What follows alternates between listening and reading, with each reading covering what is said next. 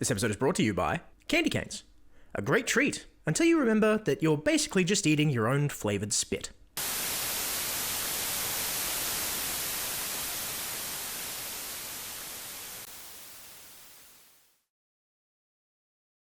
Given that there's basically nothing going on in the world of pop music around this time of year due to Mariah dominating every chart, radio station, and conversation, it only makes sense to round out the year with my favourite tradition: grabbing something warm to drink and watching this year's randomly chosen batch of December music videos from years past. And every year we start with the gold standard, a new music video for All I Want for Christmas Is You.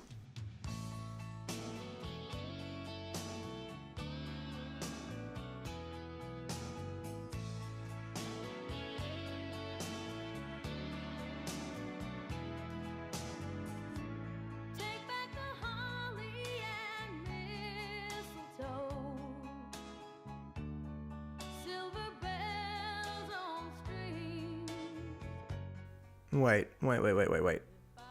Okay, let me just check. No, this is right.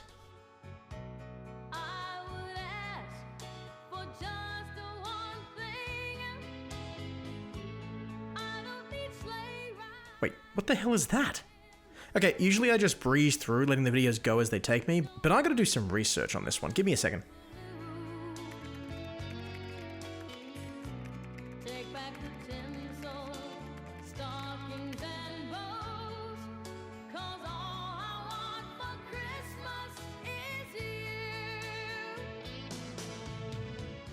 Okay. Alright, I finally have some answers. This is Vince Vance and the Valiants, a music group from Louisiana that dabble in all sorts of genres, from country to rock and roll to adult contemporary. The frontman, Vince Vance, played by Andy Stone, is the man you see here with the bizarre hairdo, and he's the only consistent member of the group where the Valiants, or Valiantettes as the case may be, rotate out every so often. His hairdo is a staple of his appearance, as he describes himself as the comedic frontman of the group. In terms of his music, he's most known for this country ballad that we're looking at today, which is notably a step away from his usual sound.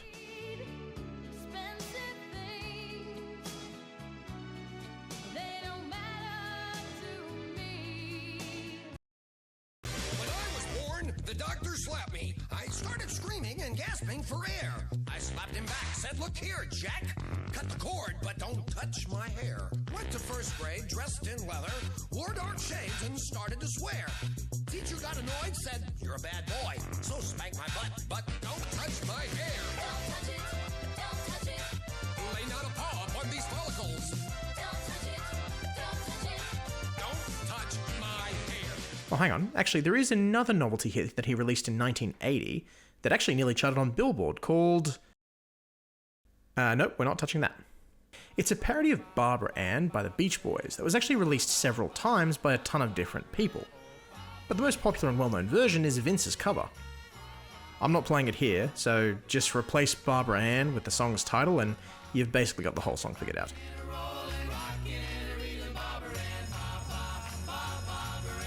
Vince's website, vincevance.net, and his YouTube channel here are actually quite comprehensive if you want to look into more of his stuff. But back to the song at hand. You are the angel atop my tree. You are my dream come true. Santa can't bring me what I need, 'cause all I want for Christmas is you. Well, it's definitely called All I Want for Christmas Is You, but this is not a cover of the Off Sea that you know. What's important to note is that this was actually written in 1989, 5 years before Mariah would release her hit, and Vince Vance is very conscious of that fact. The song has a familiar sentiment, and honestly, I think it does a really good job. Lisa Lane's voice is brilliant, and the lyricism I would think would have been extremely refreshing in a world before Mariah's Off Sea. Also musically, there's a nice little saxophone break, and it's the type of relaxing vibe that I appreciate most this time of year. And to be truthful, the video doesn't slouch either. Taking place in a house inside a snow globe, Lisa Lane yearns for her partner, played by Vince, who's away for the holiday season but shows his affection by showering her with expensive gifts. I like the little details, like both of them changing costumes all throughout the video, showing this passage of time. But obviously, the main feature is the special effects and the way it frames Vince as the love interest. A main staple of Vince's music and his videos is comedy. And in a video for a song as earnest and heartfelt as this, his appearance and how he's presented are a nice little distinctive flavouring to the video that just makes it so much more interesting. Like, the comedy isn't laugh out loud funny, but it's like remarkably wholesome with a smidge of cringe and a touch of absurdity. Yeah, I think this is quite good. I should look into Vince Vance more often. Oh, actually, he's got another Christmas song. Alright, well, 'tis the season. Let's give it a look. I wanna be a Christmas tree and have twinkle lights all over me. Golden star on top of my head. Stay up all night and never go to bed. I wanna be a Christmas tree. Eat candy canes, they hung on me. If I got thirsty, it'd be so neat to see me drink water from my feet. That's why I wanna be a Christmas tree. That's why I wanna be a Christmas tree. Well, that was a bad idea. Next.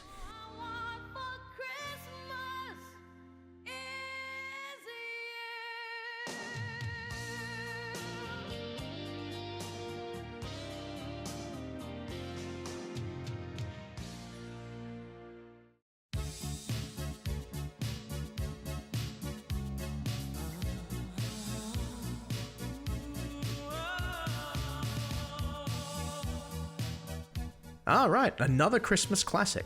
Last Christmas by Wham. Last Christmas I gave you my heart, but the very next day you gave it away.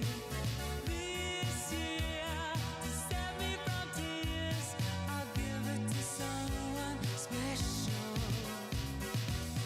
Look, I know a lot of people are really fond of this song. I don't really care for it myself. I hadn't actually seen the video before this year, and I generally skipped over it on the holiday playlists. I don't know, I've always just kind of written it off as a Christmas song that's weirdly melancholy. Last Christmas I gave you my heart, but the very next day you gave it away. This year, to save me from tears, I'll give it to someone special. Like, I guess you could argue this line is meant to be hopeful, like maybe he recognized he rushed into the previous relationship and he's given this one a lot more thought and consideration, but is it just me, or does it sound almost more spiteful than anything else? Like, this year I'm gonna give it to someone special, not like last year where I just gave it to some common slag. Like, it doesn't even really strike me as a Christmas song because it doesn't have any of the same feelings or tropes as other Christmas songs.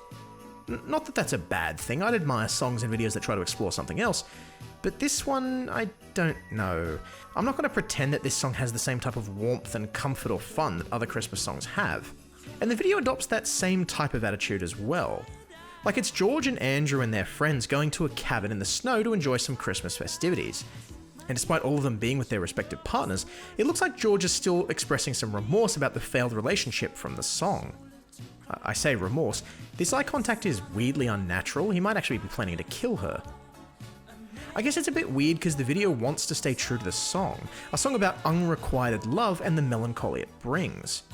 But also, it's trying to match the happiness of the rhythm track and the season. I don't think they did a bad job, they were sparing with the creepy moments, just that dinner scene was a bit weird. And I like visualizing the song's most memorable lyric with this particular brooch. I think that's quite clever. I guess I just don't really want my music around this time of the year to be this melancholy. It could just be that it's missing something to sort of bring it all together. But what? I know.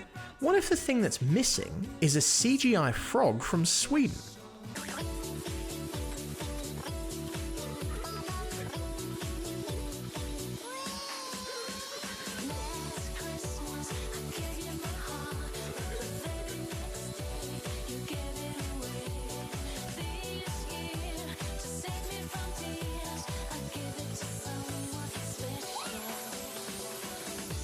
Well, I guess that does answer the question. Turns out a CGI frog is not what Wham's Last Christmas needed to have me understand the appeal. Who would have thunk? But to get the answer to my stupid rhetorical question, the cost is an unreasonable amount of new questions. Almost every single one of them starting with, why? Why does this exist? Why of all Christmas songs did Crazy Frog choose Last Christmas? Why is he naked? Why did they have to have a sensor blur over his genitals? Wait, why did they design him with genitals to begin with? The way the crazy frog was created was with a penis. That was always the idea. Why did he suddenly have no penis anymore?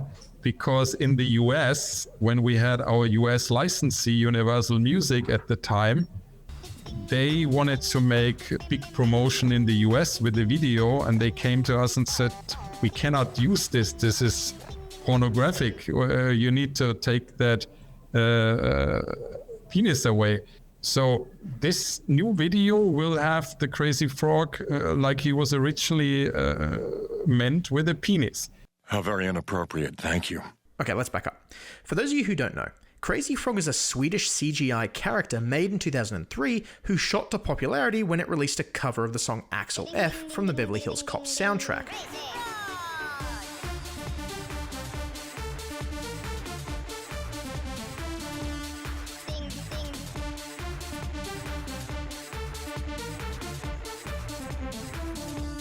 It quickly gained popularity due to the convergence of two really important things that solidified its success in the early internet era.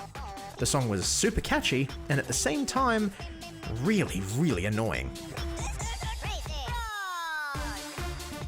But back to the song at hand. So the video is the crazy frog discovering a hidden cabin in the snow and falling into Santa's workshop, where Santa is imprisoned by... I'm not sure. I refuse to look at the Crazy Frog lore to find the actual answer. I see that wiki, I'm not going to click on it, you can't make me. Anyway, the frog gets up to hijinks around the factory as it looks like the North Pole is mass producing Crazy Frog merch now. Eventually, he accidentally breaks Santa out of his cage and flies off in a rocket-powered sleigh. Now at this point, you may be asking yourself, what does this have to do with Last Christmas? Well, if you ever find the answer to that question, be sure to let me know. Like, honestly, it'd be fine if they just took the beat and the melody of the song and substituted it with the frog sounds like they do with a lot of the video, but they deliberately left the lyrics in, so this disconnect between the content of the song and the video must have at least made someone so much as raise a finger, surely.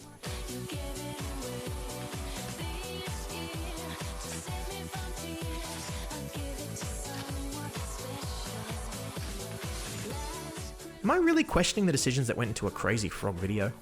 This is a brand where the creators deliberately fought for the right for its mascot to have a visible penis and testicles. You know what? Fine. I don't really like Last Christmas to begin with. I don't know why I'm going to bat for it against Crazy Frog. If you want to go along for the ride on his invisible bike, go for it. Just, maybe watch where you put your hands if you're hanging onto him.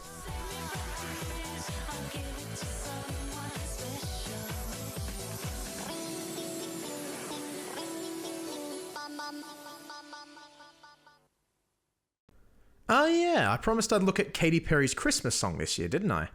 Well, luckily no great context or anything is really needed for this one.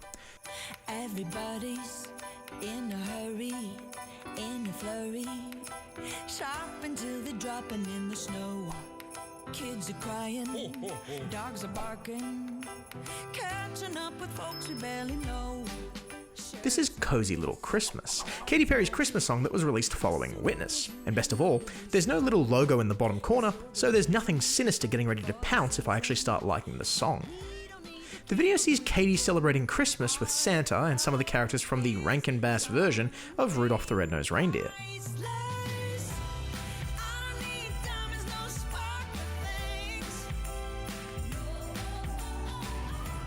It looks like she's celebrating Christmas in the sun, which I'm sure is a novelty to the US, but in Australia, this shit's par for the course.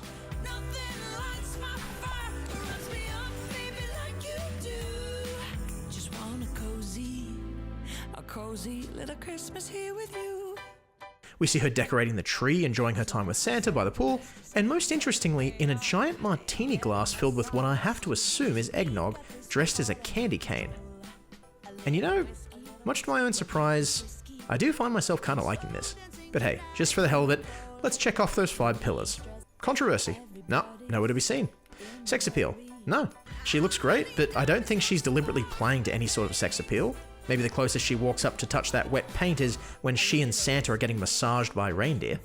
Tastelessness? Well, the costuming, as I said, is all quite tasteful and creative. I guess you could argue it's a bit tasteless to feature her attempting to drink Rudolph under the table, but it's mercifully short. Self-empowerment.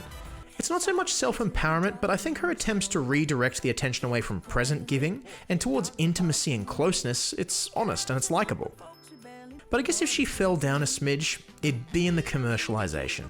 In the video, it's a blatant Razor product placement that comes across not only as ridiculously forced, but it also completely goes against the sentiment of the song. And in the song, the bridge where she lists off all of the products that her husband is okay to take back, it comes across as just really awkward. I don't need anything. Take back all the Cartier and the Tiffany's and the Chanel. Well, can I keep that Chanel? Please? No, no, no, no. Like, if it's not a product placement, it's just a really weird name drop. Like, when she name drops Chanel in This Is How We Do, at least it's catchy and integrated. This one, it kind of seems like it's just been thrown in like a ball bearing in a saucepan. I guess the song's ultimately harmless. Obviously, I've made no effort to hide that I like my Christmas cozy and little, and Katy's notably toned down and relaxed delivery in the verses and outro is ringing just the right bells. Risky. Ooh, so dancing tonight, being bold. It's not only a welcome change from someone as usually loud and in your face as Katy, but it's also nice when compared to the other more successful holiday music that gets radio play and frequent rotation. Granted, it's so inoffensive, I reckon I'll probably forget to throw it on in December. But that's what's kind of funny about the discussion of major celebrities releasing Christmas music. Like, Mariah Carey is undisputably held up as the gold standard for Christmas music. But I think it's wrong to suggest that other artists are releasing hits with the aim of challenging her. It's more like they're just trying to catch a ride in her wake. The best that a song like this could probably hope to achieve is to become jumbled in the crowd in a Christmas playlist somewhere, so it catches some plays alongside other established holiday music. And in that regard, I think it's fine. I think it could easily fill that role. I don't need diamonds, no sparkly things. 'Cause you can't buy this feeling. Yeah, you know, the more I listen to this, the easier it gets for me to ignore the parts I don't like. It's not perfect, and maybe other people might not quite get into it, but for me, there's not much more I could ask for. Also, I just wanted to say thank you to everyone who took the time to watch that whole damn video. I didn't really give it a lot of thought when I started looking into KP the first time, and I ended up talking about her for over an hour and a half, so I really appreciate everyone who stuck through it, and even more so, the people who reached out with words of support. Thank you so much. From our home to yours, enjoy the rest of your December, and have a happy New Year. Just you and me under a tree. A cozy little Christmas here with you.